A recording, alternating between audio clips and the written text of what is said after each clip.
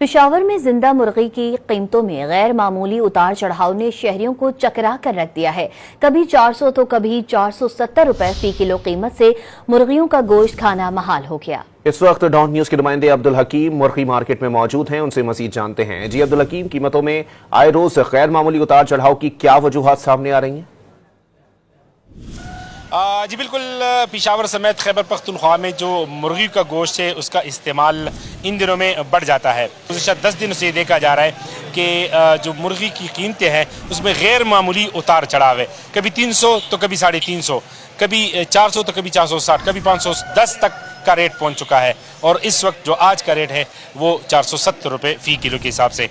यहाँ पे इधर एसोसिएशन के अहदेदार हमारे साथ मौजूद है, उनसे वजूहात जानने की कोशिश करते हैं। अस्सलाम वालेकुम। इसका मेन वजह ये है कि जो चूज़ा है, एक दिन का चूज़ा, उस पर कास्ट आता है कंपनी का। जो कंपनी है उस पर 70 रुपये चूज़ा आता है।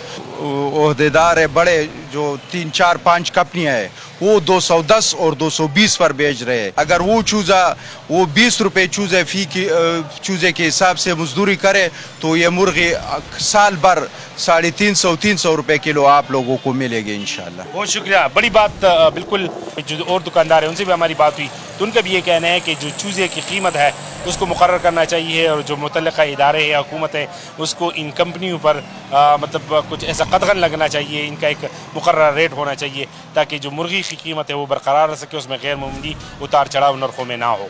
जी।